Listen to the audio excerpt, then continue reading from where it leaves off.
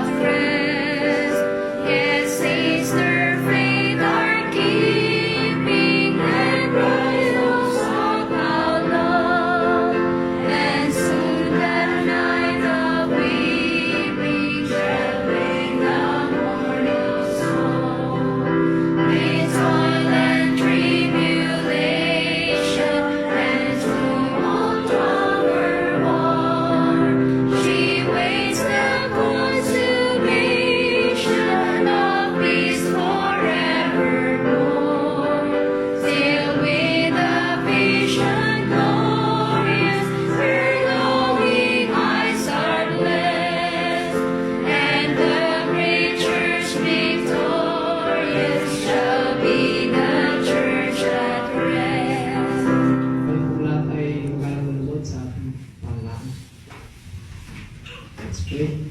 Panginoon, ang mga Panginoon sa lahat, kami po'y nagpapasalamat, Ama, sa inyo sa gabing ito, sa pagkakataon na inyo pong binigay sa mga ito sa amin upang makabalik sa inyong bahay-sambahan upang patuloy na purihin ang inyong banal na pangalan. Amin pong hinihiling, Ama, sa gabing ito, kayo po nawa manguna sa aming programa at ang mga mensahe na aming marinig ay maging pagpapala sa amin at amin din po may bahagi sa iba. Maraming salamat, Ama, sa pagtugon na aming mga dalangin, patawad sa aming mga pagkukulang at pagkakasala. Ito namin dalangin sa matamis na pangalan ni Jesus. Amen.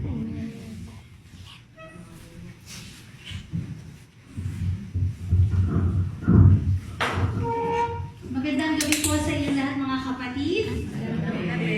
Ayan, tayo po ngayon ay nasa ikatlong araw na po ng ating week of prayer. At malabot po kayong tinatanggap na lahat sa ating pong servisyo ngayong gabi. Yan. Sa ating pong masayang pag-aawitan ay pinangunahan tayo ni Sister Sheila Abuela. Sa opening prayer po ay pinangunahan tayo ni Brother Jerome Medran. Pagkatapos ko pong magsalita ay dadako po tayo sa ating prayer, which is ating pong i-grupo yung ating sarili sa, o ang ating pong kakulungan sa 5. So 5 per group. And then, after po nun, magkakaloob po ng tanging bilang si Sister Cathy Camposano. At ang ating pong tagapagsalita sa gabing ito ay, syempre, isa po sa ating mga kabataan, si Brother Jason Vigali. Yan po ang ating programa sa gabing ito. Nawa ang lahat po ay pagpalain. Tayo po ay dumako na ngayon sa ating prayer by group. Yan, nandyan ba, Brother Jerome, yung ating presentation para sa list ng mga verse. I believe in what I could be and all that I am. Show me the stairway I have to climb. Lord, for my sake,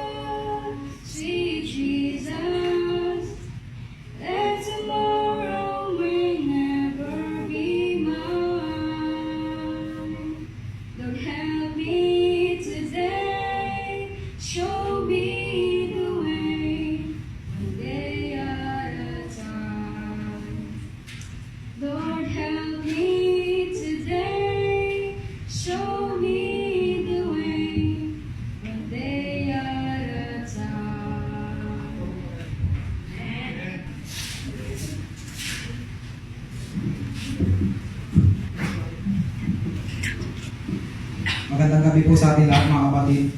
Magandang gabi. Ulitin po natin ang Panginoon sapagkat tayo po ay kanyang tinipon muli upang magsamba at makinig na kanyang banal na salita. Amen. Handa na po bang makinig ang mga anak ni Kristo? Amen. Bago po tayo mag-umpisa, tayo po muna yumuko pa sa ating panalangin. Panginoon, maraming salamat po sa gabi ito na kami po ay inyong tinipon muli upang makinig na inyong banal na salita. Hinihingi po namin ang mga inyong banal na presensya na mabigyan niyo po ang katalinuhan ng bawat isa sa amin upang mas maunawan at maintindihan ang inyong banal na salita. Panginoon, maraming salamat po sa pagdinig sa aming mga dalangin sa mga Jesus namin.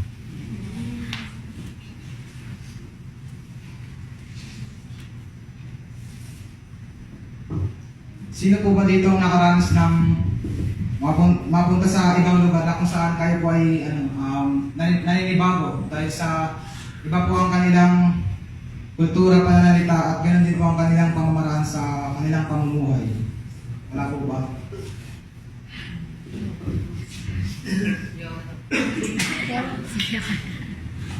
Nung ako po ay nakaranas ng ganitong nung ako ay grade 6, nung kami po ay inimbitahan na pumunta po sa probinsya nila Papa sa Southern Leyte. Una po ay nanibago po dahil sa iba po ang kanilang pananalita kasi po Bisaya, ako po lang Tagalog. Ganun din po sa kanilang mga kinakain. Dahil po ako po hindi kumakain ng gulay kasi araw-araw po sila nagugulay doon. Bali yung inuulam ko na lang po doon ay sabaw.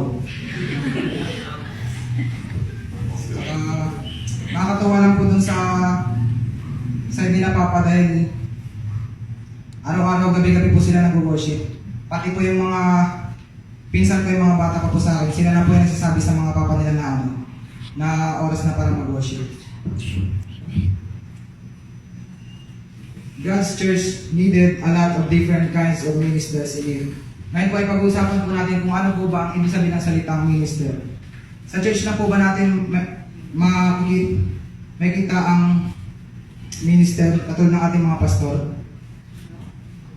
Meron din po sa labas ng ating bahay sa bahan, katulad po ng ating mga magulang. Ang ating pong nanay at mga tatay ay kabilang rin po dito sa sinasabing minister. They minister their child. At ganoon din po sa ating mga nurse at ang ating mga doktor. They minister sa mga tao may sakit at may mga sugat. Tayo po kaya mga kapatid. Yan po ang topic natin ngayong gabi na ito. Your gifted church. Naniwala po ba tayo mga kapatid that God gave different gifts to different people? Ibig sabihin po ba nito na lahat po ba tayo ay binigyan ng Panginoon ng kanya-kanyang mga iba't ibang talento? Ayon po sa Ephesians chapter 4 verse 11 to 13. Maaari po bang paibasa sa 11 to 13?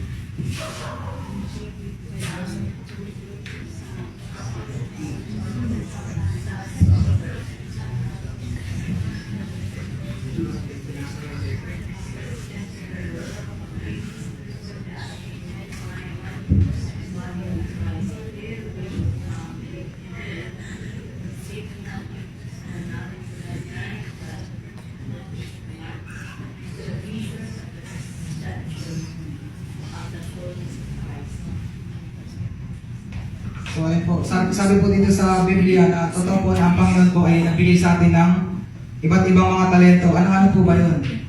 Ito po ay ang apostles, propeta, evangelist, mga pastor at mga guro. Ilan lamang ito sa mga talento ang ipinagkaloob niya sa atin.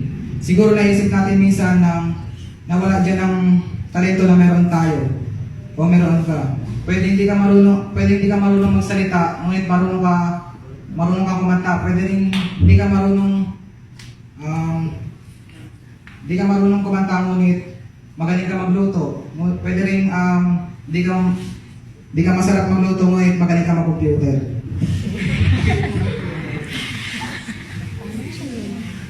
Minsan napapaisip din po tayo kung ang ating po bang talento ay galing po ba ito sa Panginoon o hindi.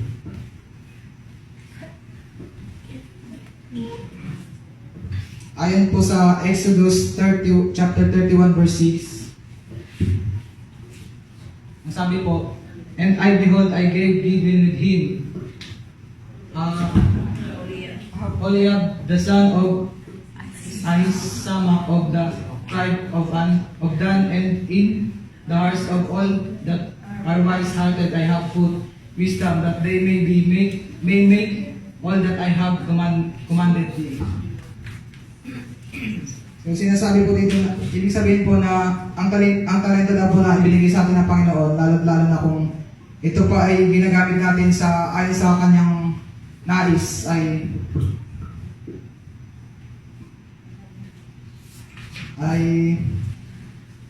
ang Panginoon po ay matutuwa sa atin. Ngunit kung tayo po ay hindi po na ipag-participate sa kanyang mga gawain, ang Panginoon po ay kumbaga hindi tayo pagpapalain, ngunit mahal pa rin tayo ng Panginoon. Tayo ba mga kapatid ay nagpapagamit para sa gawain ng ating Panginoon? O baka naman tayo po ay sinasabi na members lamang ng SDA, na kung tawagin ay sitting down always. Walang talent na ganyan mga kapatid. At tayo ay may tungkulin para sa gawain ni Jesus.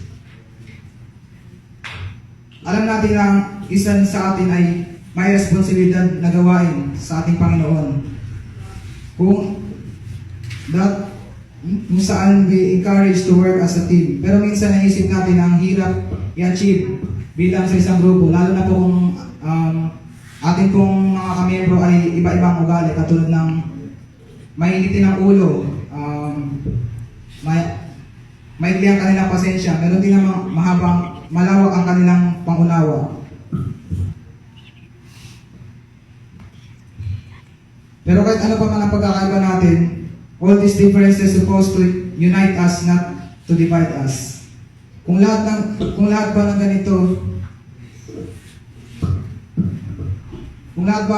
halimbawa kung ang ating katawan ay puro kamay, maaari po ba nating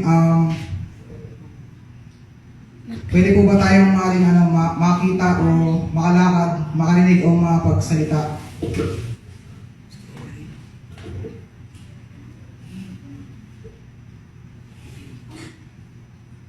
God chose us to be the hand, foot, eye, ear, and work together as the one body of Jesus, with one head the God, and holy the heart, Holy Spirit. Na ang siyang tumutulong at nagbibigay ng guide upang ang ating pong mga talento ay gamitin as God's glory. Best example po niyan ay si Paul at Barnabas. Kung sino po nakakilala dito kay Paul at Barnabas at kung ano po ang kanilang pagkakaiba, but they still perfect combination for the God's work. Si Paul po ay isang magaling may pagdebate at magpaliwanag. Kahit gano'n man ito kalalim na kung ano ang kalalim ang kanyang isasabihin. Kaya niyang humarap sa iba't ibang klase ng tao at ipaintindi sa kanila ang tungkol sa religion o tungkol kay Kristo. Kahit gaano pa ito kalalim. But he was not always that good in courage and being gentle to people. Diyan naman magaling si Barnabas. He could encourage and help person na mabalik sa paanan ng Panginoon. They made a great team sa kabila ng kanilang differences. Yung iba po sa atin ay na-discover na natin ang ating mga talento at ang iba naman po ay hindi pa nila alam kung anong meron sila sa kanilang talento. Kaya po tayo dyan, nagbigay po ang Panginoon ng 3 main ways to lead us to our gifts. Una ay call.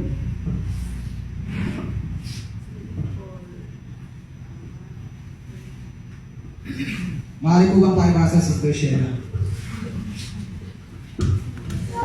Sana Carpenter the one, and thine ear shall hear a word behind it, saying, "This is the way, walk ye in it. When you turn to the right hand, and when you turn to the left." Natay po ba natin nangyayari pa ang ganyang mga bagay sa panahon ngayon? Si Moses daw po ay tinatawag sa pamamagitan ng burning bush. At si Isaiah naman, he saw a vision of God on his throne. posible siyang mangyari ngayon, pero sa panahon ngayon ay iba na. It's something you feel in your heart. Minsan yung pag narinig tungkol sa spiritual gifts, nasabi natin na kaya natin yan. Minsan rin nasasabi natin na parang gusto natin gawin yung bagay na yan. Pero hindi natin alam na yung na mga nasasabi natin ay hindi natin alam na yung mga nasasabi natin ay nauugali na pala natin upang makatulong sa mga nangangailangan. Ang pangalawa ay affirmation. From others, if this call is really from God, hindi lang ikaw ang makakita nito kundi ang iba rin. Halimbawa na rito ang inyong pagkakaibigan. Kung ikaw po ay may problema, siyempre po lalapit ka sa kaibigan mo at magbibigay ka ng mga problema mo dahil sa kanya ka nagbibigay ng problema dahil ikaw po ay komportable na sa kanya dahil siya po ay magaling magbigay ng advice sa'yo. Ngunit hindi napansin ng iyong kaibigan na talent niya na palang magbigay ng magandang advice. Kaya mapapasabi ka na lang sa kanya na ikaw pala ay isang kaibigan na magaling magbigay ng advice kapag ang iyong kaibigan ay may problema. Ang pangatlo naman po ay results. Kung ikaw ay may talento na evangelism, hindi ibig sabihin na lahat ng taong napagsasabihan mo tungkol sa kay Christ ay ma-convert mo at hindi rin lahat ng na Bible studyhan mo ay maaaring magpabautismo. But you will still feel very fulfilled at masaya dahil you did what God wants you to do. Like John the Beloved, naranasan niya rin po na i-torture at i-persecute. Ilang beses na rin po siya na pinagtangkaan na patayin ang kanyang buhay. Now he was exiled on the island of Patmos. Pero masaya pa din siya after what happened because he was just doing what God called him to do. Mga kapatid, alam po natin na ang Panginoon ay malapit na pong dumating. Ang Panginoon po ay kumakatok sa panahon ngayon.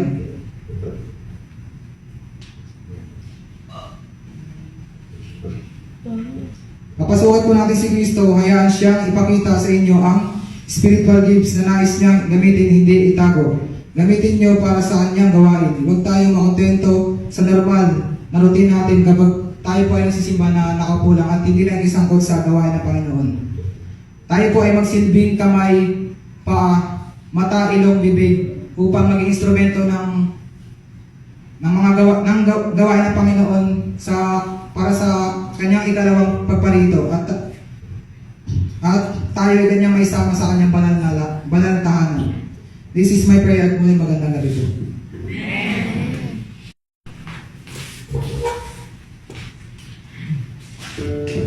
Wala po sa pagkatapos, tayo kayo tumayo. At kami kayo tumayo ang the church as one foundation.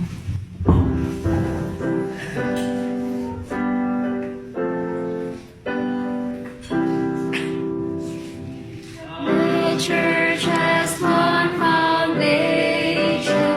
This Jesus Christ, her Lord. She is His new creation, like water and the Word. From heaven He sought her to be His holy bride. With His own blood He bought her, and for her life He died. And left from every nation, yet one o'er all the earth. Her charter of salvation, one Lord, one faith, one birth, one holiness she blesses, martyrs, one holy fruit, and to one hope she presses, with every grace and joy.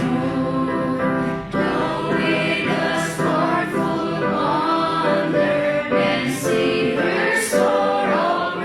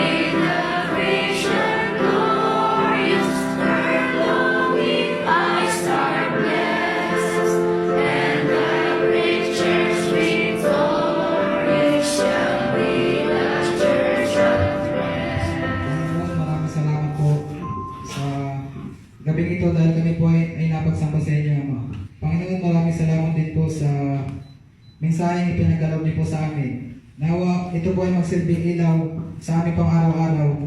At nawa ang aming pong talento ay inyo pa pong palaguin upang magamit po namin sa inyong mga gawain naman. Panginoon, patawarin niyo po kami sa aming pagkukulang at pagkasasa ng Jesus. Amen. Amen. Tugtog ka, be. Tugtog ka ulit mo. Tugtog ka ulit mo.